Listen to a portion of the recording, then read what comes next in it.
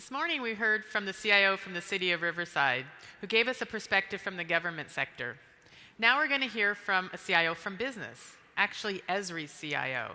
He's going to talk to us today about how to sell to the CIO in the cloud. Please welcome Dan Abushanab.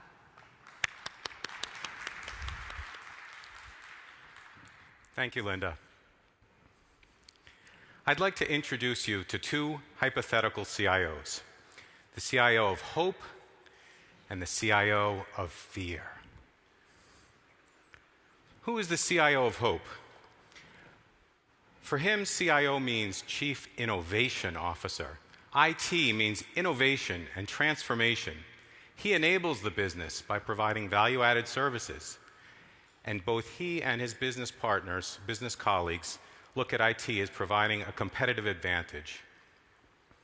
How does the CIO of hope see the cloud? Well, for him, the cloud brings gentle rains, which makes the fields grow green.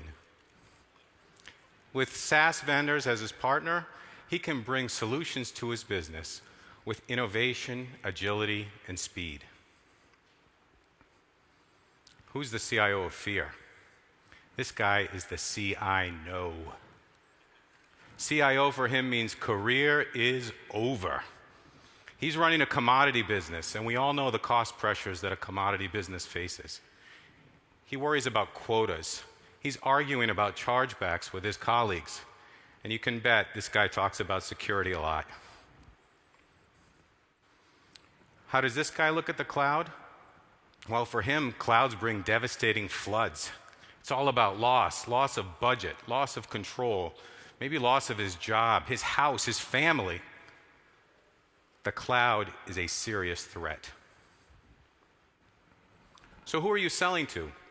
Are you selling to the CIO, for whom the cloud is a security risk and a threat? Or are you selling to the Chief Innovation Officer, for whom the cloud is a way to be more agile and faster? Here's the secret. All of us CIOs are traveling this road between hope and fear all the time.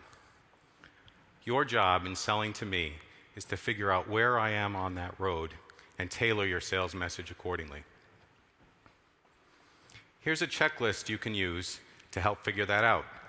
These are all things that you can discover about an organization pretty easily from the outside. And if you think of these as sliders that you move back and forth, you can look at the picture in aggregate and get a sense of where we are, where that CIO is on that road between hope and fear. So look at social media access, Twitter and LinkedIn, and Facebook. Are those services available from inside the enterprise, or are they blocked? For instant messaging, has the CIO enabled that for friends and colleagues outside the walls of the organization, or is it used only for work? Or maybe even worse, it's not even available there. For application development, do they look to buy solutions from vendors who have innovative ideas, or do they feel they have proprietary processes that they need to build completely themselves? For PC management, are users allowed to be admins on their local PCs, or is the IT department out there supergluing shut their USB ports? For mobile devices, do you get to bring your own, BYOD, or do you get one choice provided to you by the IT department? And finally, for guest Wi-Fi, when you walk into that office as a visitor, are you able to get connected easily, or is it difficult or perhaps not even available? So you've got that picture, and now you can start to craft your sales message. You're going to do two things. You're going to build on hope, and you're going to allay fears. So building on hope, this is the easier side of the conversation. It's what cloud vendors have been saying for years. We own the hardware, so you'll have no hardware headaches. You're going to get frequent new releases, 3 or 4 times a year, and they're going to be easy to put in the hands of your users. You get strength in numbers. You're one of hundreds or thousands of customers who are using our solutions, and all those people are giving us ideas about how to make them better. We're going to roll those back in, and you're going to get all that quickly. And finally, you get scalability. Our solution's built in the cloud. It's elastic. It's dynamic. You'll never worry about load. But this other side of the conversation, allaying fear, is the one I think you really need to have as well. So you need to convince me that you're going to work with me, not around me. So tell me, I'm going to work with you, not around you. If you sense that I'm worried about security, talk to me about our upcoming certifications with FISMA and SSAE 16 and how we'll meet those certifications, and as they evolve over time, we'll stay current with those. If you sense that I'm worried about my data being in the cloud, talk to me about hybrid solutions.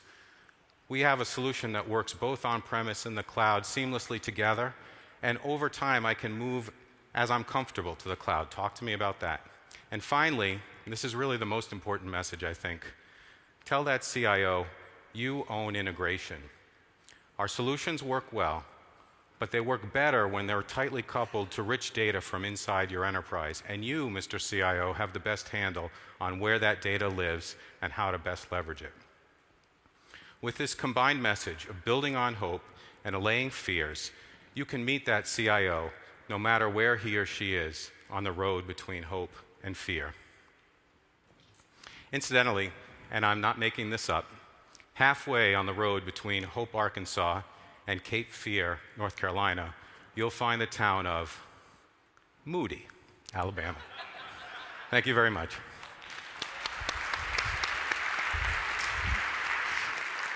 Thanks, Dan.